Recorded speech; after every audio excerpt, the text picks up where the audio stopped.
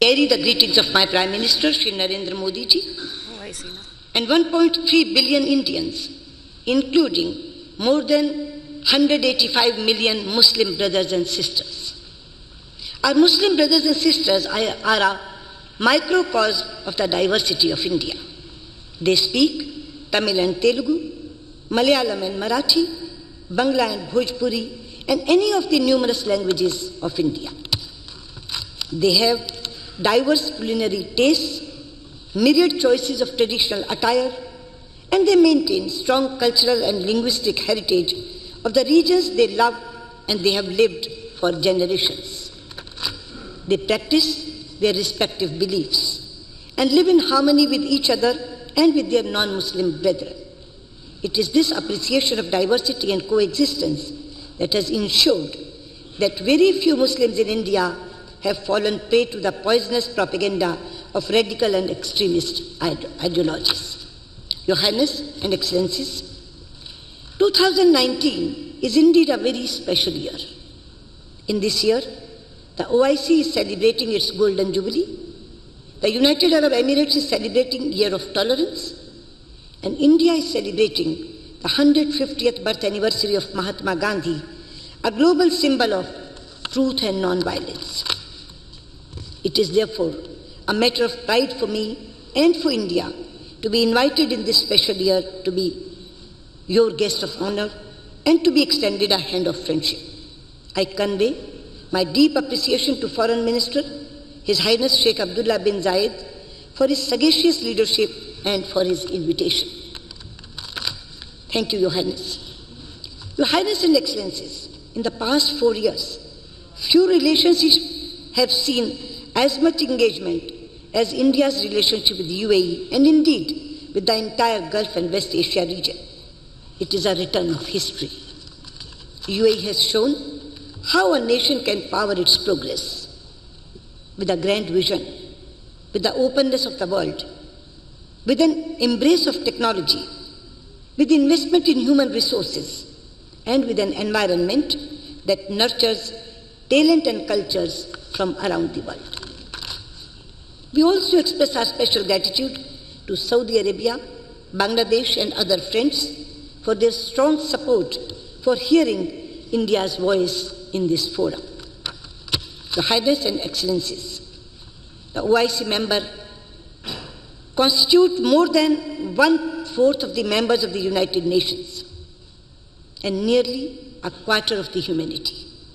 It is an organization that has a key role in shaping our world. It brings together nations on the foundation of a common faith, but also by a shared desire for a better future for their people. From Southeast Asia to the shores of Latin America, from the steppes of Central Asia to the vast expanse of the African continent, from South Asia to the great arc of West Asia and North Africa, the nations represented here also reflect a magnificent diversity of language and literature, customs and culture, history and heritage. Your Highness, Excellencies, India shares much with you. Many of us have experienced the dark days of colonialism. Many of us saw the light of freedom and the bright ray of hope at the same time. We have stood together in solidarity in our quest for justice, dignity and equality of all people, regardless of race and religion. We have worked together to fashion global institutions into representative platforms, defined not by the interest of a few, but the voice of all sections of humanity. We have together struggled for a world where access to resources, markets and opportunities is fair and balanced. And with so many nations here, India has forged deep bonds of friendship and close partnership. Friends, as India's economy has grown and become more integrated with the world, these partnerships have become stronger. We have excellent political ties marked by warmth, respect and goodwill.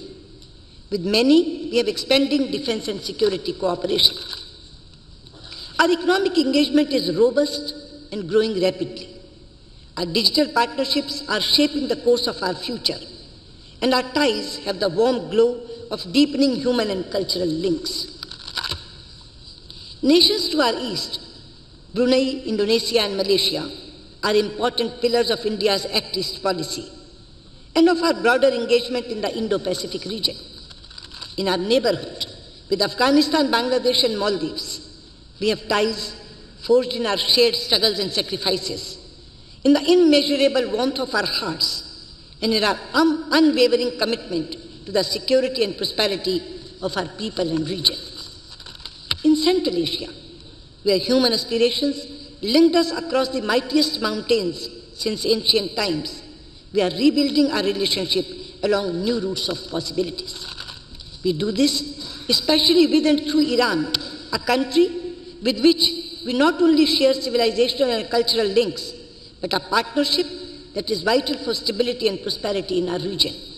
In West Asia, our solidarity with the aspirations of the Palestinian people have remained unwavering. Our international journey was often pursued in close partnership with Egypt. Iraq and India have stood together in our triumphs and trials. We have with great admiration supported Jordan's efforts in strengthening the voices of moderation and building bridges of understanding between faiths. Further to the west, with nations like Tunisia, Morocco and Algeria, we work for a shared desire for a more inclusive world. With Turkey, a nation with which we have many strands of connected history, we are imparting new momentum to our ties. Our many friends from Africa are here. It is a friendship of deep emotional bond that comes from shared struggle for freedom and for a voice and a place in the world. Today, on the foundations of that extraordinary heritage, India and Africa have launched a new partnership of prosperity in the dynamic African continent. And here in our neighborhood of the Gulf region, our relationships are as old as time. The tides of Arabian seas have carried forth our timeless links of trade, culture and religions. Presently, the Gulf region is our largest market, supplier of energy and source of remittances. More than 8 million Indians living in the region are the 8 million vibrant threads of this partnership. But now our relationship is much more than that. Thanks to the extraordinary effort and attention by Prime Minister Narendra Modi and the leadership of the region. It is an indispensable strategic and security partnership and a natural economic partnership of immense value to our nations and for our shared region. Your Highness and Excellencies, today we all live in a world of sweeping changes and multiple challenges that happen but rarely in history. We see global shifts in power. The center of gravity of the global economy is moving to Asia. The international order we are familiar with is changing. Freedom, opportunities, connectivity, health, education and prosperity are more widespread than ever before. The time it takes nations to lift people out of poverty is getting shorter.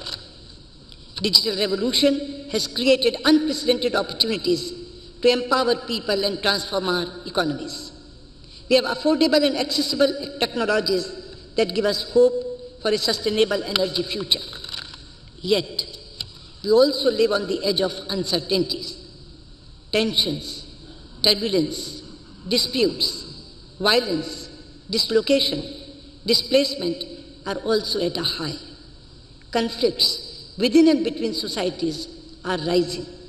We are also seeing the human and economic costs of climate change. And we are witnessing the terrible daily destruction in senseless terrorist violence. It is destroying lives, destabilizing regions, and putting the world at great peril. The reach of terror is growing. Its lethality is increasing, and the toll it is taking is rising. In the rich diversity of Southeast Asia, in West Asia and the Gulf, in North Africa and Sahel region, in Europe and North America, in Afghanistan, Bangladesh and India, we see the terrible face of terror. Excellencies and Your Highness, terrorism and extremism bear different names and labels. It uses diverse causes but in each case, it is driven by a distortion of religion and a misguided belief in its power to succeed. The fight against terrorism is not a confrontation against any religion. It cannot be. Just as Islam literally means peace, none of the 99 names of Allah mean violence. Similarly, every region in the world stands for peace, compassion, and brotherhood. There is a verse in the Holy Quran which says, La ikra fi ad-din. Let there be no compulsion in religion. There is another surah, Al-Hujurat, which says, O mankind, we created you from a single pair of male and female and made you into nations and tribes so that you may know one another, not that you may despise one another. Similarly, the same message was given by the founder, Guru of Sikhism, Guru Nanak Dev Ji, when he says, and I quote, Awwal Allah noor upaya, kudrat ke sab bande, ek noor te sab jag upjya, kaun pale ko mande. This means, first Allah created light. Then, by His creative power, He made all mortal beings. From that one light, the entire world came into being. So who is good and who is bad? Your Highness and Excellencies, India has always embraced and found it easy to embrace pluralism since it is embedded in the oldest Sanskrit religious text, the Rig Veda, and I quote, Ekam sadvipra bahuda vadanti, which means God is one, but learned men describe Him in many ways. Our great philosopher Swami Vivekananda said that this phrase from the Rig Veda has given the theme to all subsequent thoughts to India, and one that will be the theme of the whole world of religions. Your Highness and Excellencies, this is not a clash of civilizations or cultures, but a contest of ideas and ideals. As Prime Minister Shri Narendra Modi has often said, it is a struggle between the values of humanism and the forces of inhumanity. Your Highness and Excellencies, if we want to save the humanity, then we must tell the states who provide shelter and funding to the terrorists to dismantle the infrastructure of the terrorist camps and stop providing funding and shelter to the terror organizations based in that country. At the same time, I would like to say that this menace cannot be fought only through military, intelligence or diplomatic means. It is also a battle that must be won through the strength of our values and the real message of religions. This is a task that states, societies, sages, scholars, spiritual leaders and families must pursue through personal contacts and on social media. And for this, faiths must speak to faiths. Cultures must engage with cultures. Communities must build bridges, not erect walls. The youth must shape the future, not destroy lives. Your Highness and Excellencies, I am particularly pleased to participate in a conference whose theme is a roadmap for prosperity and development. However, I may enter a caveat. The young are not going to be content with only roadmaps. They want roads as well. They also want them to be built fast.